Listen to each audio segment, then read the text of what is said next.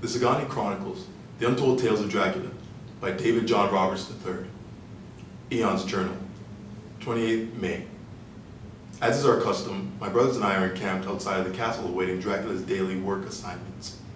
There's been a great deal of activity inside the ancient castle since the arrival of the Englishman on the 5th of May, and my family and I continue to be curious about how his visit will impact our daily workload. Visitors typically bring more work for us SZGANYs. This particular visitor is rumored to be the employee of one of the Count's friends, a Mr. Peter Hawkins of London, so his arrival has attached to it a degree of importance previous guests have not had.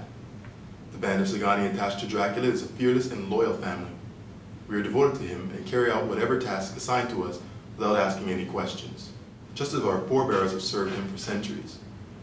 Just prior to the arrival of the foreigner, the master called me into his private rooms in the castle. This was such an unusual occurrence that I feared, having unwittingly displeased him, I was in for a scolding. At 18, I am the youngest of our band and hoped that my inexperience had not resulted in some error in judgment or behavior. He has always seemed to favor me over my brothers and has recently provided for me several tutors in world languages and the sciences. At first, my mother was suspicious of his attention and refused to allow me to be tutored. However, after meeting with him several times, she agreed to allow me to have this educational advantage neither she nor my father was permitted to have. We SZGANY, though we number in the thousands, tend not to mingle with the general Transylvanian population. We have our own variety of the Romany tongue and view life through a specific lens of loyalty and superstition. I never gave our superstition much credence, preferring to understand the meanings of life in my own way.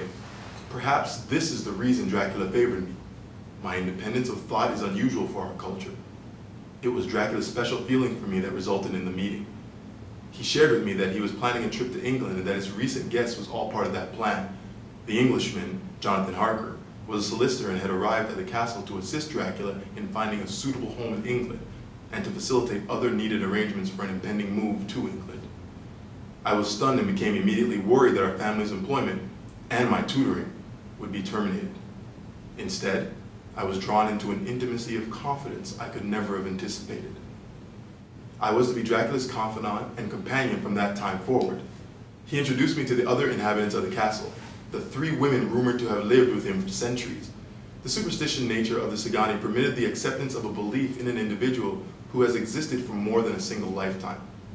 I have witnessed Dracula's immense strength and exceptional powers on many occasions. I know he is rumored to be a vampire, though he has, to my knowledge, never harmed any of my immediate family or any of my circle of acquaintances. One of my new responsibilities was to pay close attention to Mr. Harker. Earlier in his stay, the 3 young women had apparently acted inappropriately toward Harker, and Dracula was concerned for Harker's safety and privacy. I could also determine that Dracula's concern also resulted from special feelings he had for the Englishman. I had witnessed the master fall in and out of love many times and hoped our new guest would not take advantage of Dracula's kindness or affection. It was not long before I had a personal encounter with Jonathan Harker.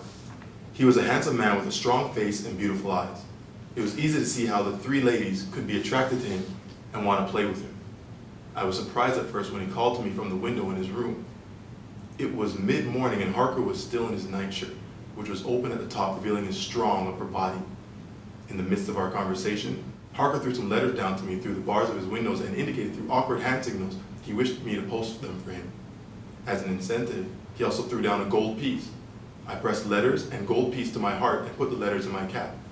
Pretending to walk away from the grounds of the castle toward the road, I quickly circled back around, entered the castle, and took the letters to Dracula.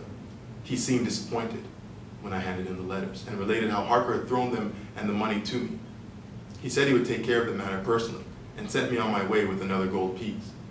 As I walked away, I was overcome with an odd feeling of somehow being in competition with Mr. Harker, Jonathan, for Dracula's special favor. I felt up to the challenge.